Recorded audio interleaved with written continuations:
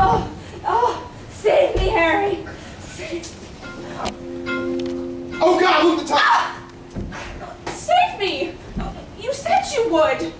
You promised me. You swore to me. I remember it. I remember everything. It was a Tuesday, and it was raining. I was wet from the rain, or Wednesday, but it was wet. You said you'd save me. No, I never did. We were right here. We were standing right here, and I was sobbing, and Nan was out shopping or lunching or something, but I was sobbing because he's worse. I said, my father's getting worse. Would you give me that glass? Are you listening? I told you how he came at me, how he called me Janet, and you said, who's Janet? And I told you my mother's name was Janet, and you said, oh. That's all. Oh. I told you he shouted terrible things, accused me of things that my mother did, how he was drinking, and I just couldn't take it. And you held me and touched my hair, and you said you'd save me. I said you looked pretty. You said you'd take me away. And that I liked your dress. You said you'd tell Nan that we'd go away together. You said that, and I thought, my God, my savior. I opened up to you, Harry. I told you secrets. I can't have this conversation. She'll walk in. I told you how my father made me dance with him in the middle of the night. Slow dances when there wasn't even any music. He didn't care. I'd say there's no music, and he'd say shut up and hold me close. Way too close. I told you how he vomits obscenity and tortures me, how he mislabeled every spice in the house, so I put cinnamon in my meat and salt in my coffee, and you said, that's over, Delia. It's all over. We'll be happy together, you and I. And we made love on this sofa, and I held you, and I felt for the first time, the very first time, some scrap, a shred, a crumb of hope that I could grab onto, hold onto for dear life. Now, if you're gonna throw every little thing in my face. You made me promises. You said we'd run away. I meant for lunch. Salad, maybe. Crusty bread. I saw it all. You and me in a little house, maybe semi-divided. Now, I don't need much. Stucco walls, sofas, and a yard. A new beginning, you and me. I saw everything. Now, you seduced me. That is not true. I was always professional. Long skirts and flat shoes, and when I took dictation, I kept my eyes on the words. I never looked at you. I wanted to, Harry. It hurt me not to, but I never did. I was the picture of decorum. You sobbed, you shrieked, you carried on, Well, but I had lapses. I don't blame you. Let's be honest, we're both grown-ups. You made me feel alive and young and full of possibilities. Can we discuss this another time? Nan's on her way, and our son is coming to lunch. I don't care! What do I care? My life is worthless. You hate me. Now, I wouldn't say. You must hate me. You look at me with hate. I know that look. I recognize that look. That's hate. Just like my father. His face is a mask of hate, and for what? What have I done but try to care for him? What do I do but wipe the drool off his chin and run his bath and rub his feet and take his words thrown at me like rocks? I have bruises, scars all over from the words he throws at me. I find that hard to believe. Save me, Harry. My life is running out. I'm so unhappy. I keep eating. I eat and eat because the sound of chewing drowns out sobs. I've gained 12 pounds. You look very nice. My hair's falling out. It suits you. Are you even listening? I mean, my God, I say my hair's falling out and you say it suits you? What? I'm sorry. I don't want to live. If you don't love me, I don't want to live. Now, Delia.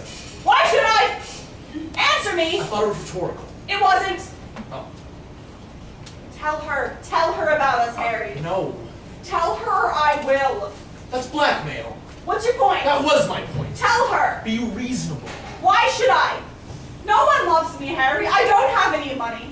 I can't just start over. I can't just go away. I'm getting older and all I see are endings. Tell her. Oh, that woman is unbelievable.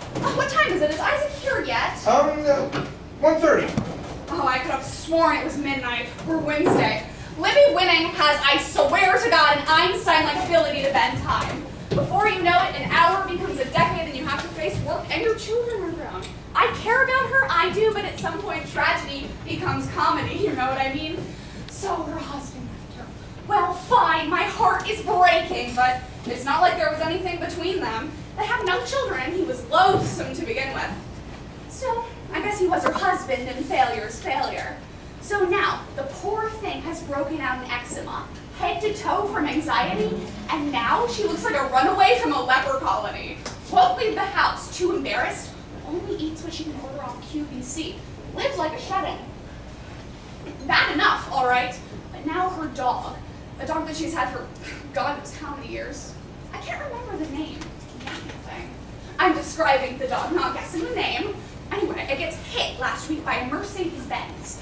And now it's all the poor thing can do is lift her scabby little head and shriek and sob and rail at God.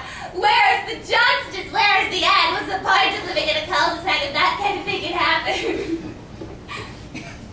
Oh, hello, Delia. I didn't see you there. Delia, I just had some papers Oh, to sign. I see. Some papers I see.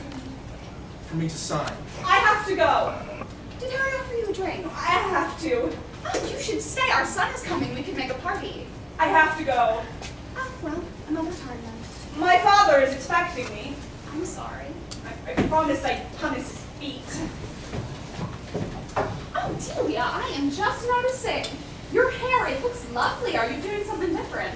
It's falling out It suits you. in clumps. Really attractive. Thank you. Excuse me. I like Delia. You know, the whole time Libby was ranting, I was thinking that we should redo this room. She was talking tragedy, and I was thinking hanging plants and armoires. I was thinking aubergine walls, Harry. What would you think of aubergine walls? I like this room. Do you? Do you It's really? fine. You're fucking her, aren't you? What? Answer the question. You mean Delia? No, I mean Arlene Francis. Was there another blousy, balding woman weeping when I came in the room? Now, Delia is not bald. She said so herself. She exaggerates, and she wasn't weeping either. Sobbing? No. Bawling? No, and it's the same thing. Well, I'm not gonna stand here and argue semantics with you. She was crying, and if she wasn't, she was about to. I could see it. I could smell it in the room. Please. You think I mind you sleeping with your secretary? Is that it? You think I'll yell or throw things or kill myself? Or worse yet, you? I should explain. About 7 years ago, Nana had hysterectomy me for reasons I'd rather not get into. Fibroid tumors. Nothing at all to be ashamed of. My point was that they probably would not have done the surgery today. Back in those days, they'd jump for the knife. And ever since then, well, she doesn't really like to be touched. I never much liked being touched to begin with. And here we go. Not by you, at any rate. I still wish I'd have married Bobby Harris, or Timothy Jangle, or anyone else for that matter. Really, Harry, your secretary. You're past cliche and into archetype. Now, Bobby Harris was a real man. He was tall and lean and an excellent kisser. None of that hyperactive swatting about like he's trying to take a lung culture with his tongue. Well, Bobby Harris died 3 years ago of colon cancer. So where would you be now? In my own apartment in the south of France. Harry uses my surgery as an excuse, and the truth is, he had an affair 2 years before I ever went under the knife. So he can say what he wants to, but the fact is... No, I've been through that. There's absolutely nothing. There was no emotional involvement. How can you have emotional involvement when you don't have emotions? Got you there. You think you're so smart. It meant nothing at all. Not to you. Or to her. What about me? And now it's Delia. Don't try to deny it. You know, it's not the fact of a woman that bothers me so much, but Delia? You said you liked her. I was lying, you inbred. She's very sweet. She is a baboon. She's outdoorsy. She's an orangutan. I have actually caught her when no one is looking, picking salt out of her hair. I mean, how can you talk to her? She must have an IQ in the double digits. We avoid conversation. We don't need it. I hate you! Ugh.